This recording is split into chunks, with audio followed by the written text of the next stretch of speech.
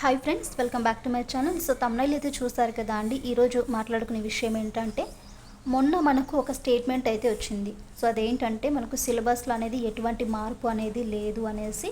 So సిలబస్లో మార్పు అనేది మనకి ఎక్కడ కనిపిస్తుందంటే, 10th క్లాస్ లాస్ట్ ఇయర్ మనం చదవలేదు. బుక్స్ వచ్చినా కూడా ఇంతకుముందు ఇయర్గా ఉండే 10th క్లాస్ ఓల్డ్ సిలబస్ ఇచ్చారు, కానీ న్యూ బుక్స్ అనేది ఇవ్వలేదు. సో ఇప్పుడు ఏమైంది, న్యూ బుక్స్ యాడ్ చేస్తారనమాట.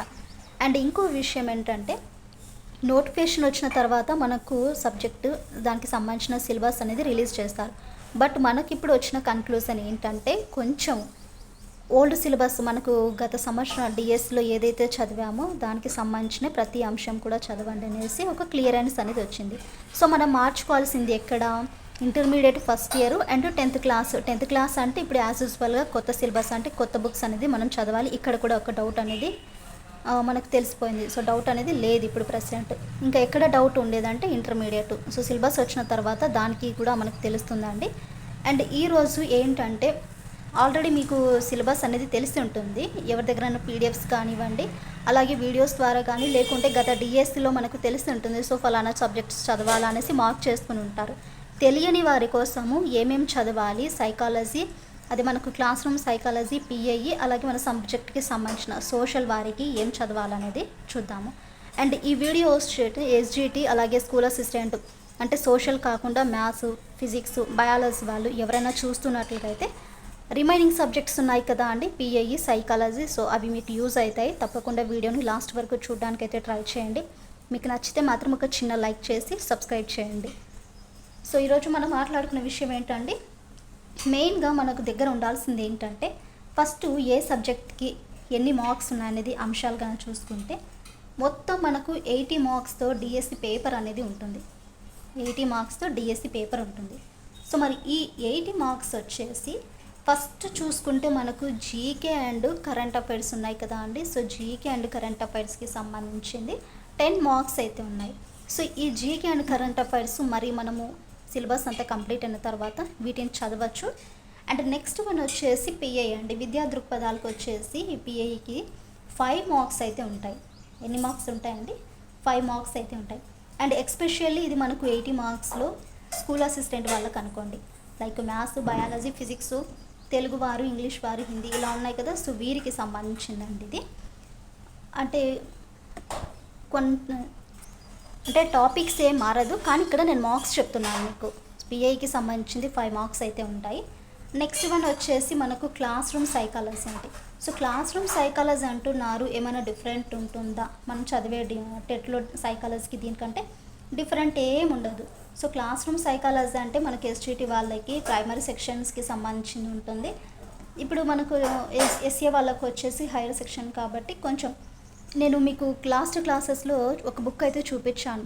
అందులో 4 యూనిట్స్ వచ్చేసి ఉన్నాయి. 4 యూనిట్స్ వచ్చేసి ఎస్జిటి వాళ్ళకి, 3 యూనిట్స్ వచ్చేసి ఎస్ఏ వాళ్ళకి. సో బుక్స్ అనేవి సపరేట్గా చేశారు. ఆ బుక్స్ కూడా మీరు యూజ్ చేసుకున్నారు కదా. సో ఆ బుక్స్ అయితే మనం దగ్గర ఉండాలి. నెక్స్ట్ వన్ వచ్చేసి మోర్ దెన్ ఇంపార్టెంట్ కంటెంట్ అండి. సో ఈ క్లాస్ రూమ్ సైకాలజీకి ఎన్ని మార్క్స్ అనుకున్నాం మనము? 5 మార్క్స్ అనుకున్నాము. Next content. So content more important, ఎందుకంటే ఇదే మన జాబ్ని డిసైడ్ చేసే సబ్జెక్ట్ మన కంటెంట్. ఇక్కడ ఎస్ఏ మనకి physics, biology, maths etcetera any subject ఏదైనా కానివ్వండి, దానికి మనము 40 మార్క్స్ అండి. అండ్ లాస్ట్ వన్ వచ్చేసి మెథడ్ అండి. సో మెథడాలజీ వచ్చేసి ఈ మెథడ్కి మనకు 20 మార్క్స్ వేసుకోవాలి. సో అప్పుడు ఓవరాల్గా చూసుకుంటే ఎంత అయింది? 80 మార్క్స్ అయ్యాయి కదా. ఇది మనకు డిఎస్సి పేపర్ అంటే హాఫ్ మార్క్ అండి. హాఫ్ మార్క్ 160 క్వశ్చన్స్ అయితే ఉంటాయి. ఇది మనకు మార్క్స్కి సంబంధించింది. ఇప్పుడు మనం మాట్లాడుకున్న అంశం ఏంటంటే, first one GK and current affairs కదా. సో జీకే అండ్ కరెంట్ అఫైర్స్కి మనకి ఏదైతే డేటా ఉంటుందో 6 మంత్స్కి ఆ డేటా అనేది చదువుకోవాలి. లైక్ మీకు ఏదైతే ఫాలో అవుతారో మంచి బుక్స్ అనేది మీకు తెలిసి ఉంటుంది. ఈ పాటికి ఏ బుక్ ఫాలో అవ్వాలా, న్యూస్ పేపర్ చదవాలా, సో ఇలాంటి కొంచెం క్లారిటీ అనేది వస్తుంది. అండ్ ఇప్పుడు మనం మాట్లాడుకునేది ఏంటంటే, ఫస్ట్ విద్యా దృక్పథాల గురించి మాట్లాడుకుందాం. మీ దగ్గర బుక్ కానీ పేపర్ కానీ ఉంటే నోట్ చేసుకోవడానికి అయితే ట్రై చేయండి. అంత రాయడం అంటే కాదండి ఇక్కడ. సో ఫస్ట్ వన్ మనకు విద్యా దృక్పథాలు. ఈ విద్యా దృక్పథాలు ఫస్ట్ యూనిట్ చూడండి, బాగా గుర్తుంచుకోవాలి. ఫస్ట్ యూనిట్లో మనకి ఏమొస్తుంది ఇక్కడ? భారతీయ విద్యారంగ చరిత్ర వస్తుంది. సో భారతీయ విద్యారంగ చరిత్ర నేను చెప్తూ ఉంటాను, మీరు రాసుకోవడానికి అయితే ట్రై చేయండి. తెలియని వారి కోసం అండి ఈ వీడియో వచ్చేసి భారతీయ విద్యారంగ చరిత్ర వస్తుంది. మరి ఇందులో మనం ఏమేం చదవాలి అనుకుంటే, ప్రాచీన కాలంలో విద్యా విధానం అనేది ఎలా ఉండేది, సో తొలివేద కాలంలో ఎలా ఉండేది, మలివేద కాలంలో, అలాగే వాటికి సంబంధించిన మధ్యయుగంలో విద్యా విధానం అనేది ఈ యూనిట్ మనకు తెలియజేస్తుంది. అండ్ దాంతోపాటు ఫస్ట్ యూనిట్లోనే అండి ఆధునిక యుగంలో విద్యా విధానం అనింది. నెక్స్ట్ స్వాతంత్రానికి పూర్వపు విద్యా విధానం అంటే మనకు స్వాతంత్రానికి ముందు విద్యా విధానం ఎలా ఉండేది, కమిటీస్ ఏంటి, సూచనలు ఏంటి, అండ్ మెయిన్గా చెప్పాలంటే Woods dispatch 1854, Hunter commission, Hartog committee, sergeant committee, ఇవన్నీ ఏంటంటే మనకు స్వాతంత్రానికి పూర్వపు ఉండే విద్యా విధానము. అండ్ నెక్స్ట్ వన్ వచ్చేసి స్వాతంత్రం తర్వాత అంటే స్వాతంత్ర అనంతరం విద్యా విధానం అంటే ఇందులో మనం మాట్లాడుకోవాల్సిన అంశం ఏంటి, వివిధ కమిటీలు అండ్ వారి సూచనలు, సేమ్ యాజ్ యూజువల్గా. మెయిన్గా ఏంటి ఇక్కడ మనం మాట్లాడుకుంది ముద్లియార్ కమిషన్ గురించి మాట్లాడుకోవాలండి. ఖచ్చితంగా 1 క్వశ్చన్ వచ్చే టాపిక్ ఇది. Mudaliar commission and Kothari commission, Ishwaribai Patel committee, జాతీయ విద్యా విధానము అండ్ సవరించిన కార్యాచరణ పథకం POA అంటారు. అండ్ ఇంకొకటి అండి, లాస్ట్ ఇయర్ బ్లైండ్ మిస్టేక్ ఏంటంటే మాల్కమ్ ఆదిశేషయ్య కమిటీ అనేది వచ్చింది. సో మనం అది చదవలేదు. నేను చేశాను వీడియో, దానికి సంబంధించింది వీడియో అయితే చేశాను, కానీ అందులో ఒక బిట్ వచ్చిందండి, అయితే వచ్చింది. సమ్ టైమ్స్ సిలబస్లో లేనివి కూడా ఇస్తుంటారు, మీ దగ్గర ఉంటే ఆ టాపిక్స్ అనేవి చదవండి. అక్కడికి మనకు ఒక యూనిట్ అనేది కంప్లీట్ అయిందబ్బా. నెక్స్ట్ చూడండి, ఇంకా ఉపాధ్యాయ సాధికారత నోట్ చేసుకున్నారా, స్పీడ్గా చెప్తున్నాను కదా. నెక్స్ట్ వచ్చేసి ఉపాధ్యాయ సాధికారత. మరి ఇందులో మనం ఏమేమి చదవాలి ఉపాధ్యాయ సాధికారతతో చూసుకుంటే, అసలు ఉపాధ్యాయ సాధికారత ఆవశ్యకత, అసలు మీనింగ్ ఏంటి, ఉపాధ్యాయులు వృత్తిపరమైన ప్రవర్తన నియమాలు ఏంటి, ఉపాధ్యాయ యొక్క మోటివేట్ ప్రేరణ ఏంటి, ఉపాధ్యాయ సాధికారతతో పెంపొందించే సంస్థలు అండ్ పథకాలు ఉంటాయి కదా, సో అవి, విద్యలో జాతీయం కానీ రాష్ట్రీయ స్థాయి సంస్థలు, పాఠశాల స్థాయిలో ఉపాధ్యాయ రికార్డ్స్ మరియు రిజిస్టర్స్ యొక్క నిర్వహణ. ఇది మనకు సెకండ్ యూనిట్, చిన్న టాపికే బట్ డెప్త్గా ఇస్తారు, ఒక్కోసారి రిజిస్టర్స్ ఇస్తారు, మెయిన్గా చూసుకోండి. నెక్స్ట్ థర్డ్ యూనిట్ అండి. థర్డ్ యూనిట్లో వర్తమాన భారతదేశంలో విద్యా సంబంధ అంశాలు చూడండి. ఇక్కడ వర్తమాన భారతదేశంలో విద్యా సంబంధ అంశాలు.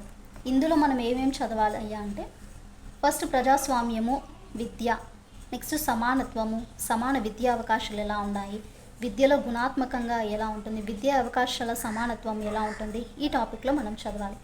అండ్ నెక్స్ట్ వన్ వచ్చేసి అంటే విద్యలో అర్థశాస్త్రం గురించి చదవాలి. అర్థశాస్త్రము అంటే ఏంటి, సో దాని పరిధి ఎలా ఉంటుంది, మానవ వనరుల పెట్టుబడిగా విద్య అనేది ఎలా ఉండేది, మానవ వనరుల అభివృద్ధి ఏంటి, విద్య అంటే ఏంటి, అక్షరాస్యత అంటే ఏంటి, సాక్షర భారత్ జనాభా అంటే ఏంటి, విద్య, ఇక్కడికి మనకు జనాభా విద్య అండి. జనాభా విద్యలో చూసుకుంటే జనాభా విద్య ఆవశ్యకత, లింగపక్షపాతము, సమానత్వము, ఈక్విటీ గురించి, ఎంపవర్మెంట్, ప్రపంచీకరణ, పట్టణీకరణ అంటే వలస వెళ్ళడము, జీవన నైపుణ్యాలు, ఇది మనకి. నెక్స్ట్ థర్డ్ యూనిట్లోనే కౌమార విద్య అంటే ఏంటి, విలువల ఆధారిత విద్యలో నైతిక విలువలు మరియు వృత్తిపరమైన విలువలు అంటే మనకు ప్రొఫెషనల్ ఎథిక్స్ అంటారు. నెక్స్ట్ ఆరోగ్య మరియు వ్యాయామ విద్య అంటే ఏంటి, సమ్మిళిత విద్య అంటే క్లాస్ రూమ్ నిర్వహణ మనకు. నెక్స్ట్ సరళీకరణ విద్య, ప్రైవేటీకరణ, ప్రపంచీకరణ దృక్పథంలో విద్య యొక్క పాత్ర ఎలా ఉండేది. నెక్స్ట్ విద్యా సంబంధమైన పథకాలు ఉంటాయి కదా, సో ఆ విద్యా సంబంధమైన పథకాలు ఏంటంటే మనకి ఇక్కడ ఏపీపీ గురించి, అలాగే డిపిఈపి గురించి, సర్వశిక్ష అభియానం. నెక్స్ట్ గర్ల్స్ ప్రాథమిక విద్యను జాతీయ కార్యక్రమాలు పెంపొందించేందుకు ఎన్పిజిఎల్ ఈ టాపిక్ యాడ్ చేస్తారు. రాష్ట్రీయ మాధ్యమిక శిక్షా అభియాన్ RAA రాష్ట్రీయ ఆవిష్కర అభియాన్, KGBVలు, మోడల్ స్కూల్స్. థర్డ్ యూనిట్ కాస్త పెద్దదంటే ప్రత్యేక ప్రోత్సాహక పథకాలు అంటే మధ్యాహ్న భోజనం ఏంటి, మనకు ఉచిత పుస్తకాలు ఏంటి, సో ఎక్సెట్రా దాని గురించి సంబంధించింది. అండ్ నెక్స్ట్ ఫోర్త్ యూనిట్ వచ్చేసి మనకు చట్టాల కిందికి వస్తాయండి. సో చట్టాల కిందికి వస్తాయి. ఈ చట్టాల్లో హక్కుల గురించి మెయిన్గా బాలల ఉచిత నిర్బంధ విద్యా హక్కు చట్టము 2009 గురించి ఇస్తారు. అలాగే సమాచార హక్కు చట్టం 2005 గురించి ఇస్తారు. నెక్స్ట్ బాలల యొక్క హక్కులు ఏంటి, మానవ హక్కులు ఏంటి, ఇది మనకు ఈ అంశానికి సంబంధించింది. అండ్ లాస్ట్ యూనిట్ మనకు ఇంకొక యూనిట్ ఉంది, జాతీయ పాఠ్య ప్రణాళిక చట్టము HCF 2005 మోర్ దెన్ ఇంపార్టెంట్. ఇది ఇందులో దృక్పథం అంటే ఏంటి, అభ్యసనము, జ్ఞానం ఏంటి, పాఠ్యాంశాలు ఏంటి, పాఠశాల స్థాయిలు ఏంటి, మూల్యాంకనం ఏంటి, పాఠశాల తరగతి వాతావరణం ఏంటి, సంస్థాగత సంస్కరణలు ఏంటి. అండ్ లాస్ట్ వన్ చూసుకుంటే జాతీయ విద్యా విధానం అండి. సో NEP 2020 ఇది మనకు PI సంబంధించిన 6 యూనిట్స్. ఈ వీడియో SGT స్కూల్ అసిస్టెంట్ వాళ్ళు అనదర్ సబ్జెక్ట్ ఏ సబ్జెక్ట్ అయినా చూసిన వాళ్ళకైతే యూస్ అవుతుంది. కొంచెం ఫాస్ట్గా చెప్పినా కూడా వీడియోని పాజ్ చేసుకొని మీరు నోట్ చేసుకోవడానికి అయితే ట్రై చేయండి. నెక్స్ట్ వీడియోలో సైకాలజీకి సంబంధించిన అదేనే పోస్ట్ చేస్తాను. ఐ హోప్ మీకు యూజ్ అయ్యింది అనేసి అనుకుంటున్నానండి. యూజ్ అయింటే మాత్రం మీకు నచ్చితే మాత్రం ఒక చిన్న లైక్ ఇవ్వండి, మీ ఫ్రెండ్స్కి షేర్ చేసి సబ్స్క్రైబ్ చేయండి. మ్యాక్సిమం మీ దగ్గర చదవాలనుకున్నప్పుడు ఉండాల్సింది మెయిన్ సిలబస్ కాపీ అనేది మీ దగ్గర ఉంచుకోండి. ఒకవేళ గూగుల్లో సెర్చ్ చేసినా కూడా సిలబస్ ఉంటుంది, అలా జిరాక్స్ చేసుకొని మీ దగ్గర పెట్టుకుంటే చాలా బెటర్.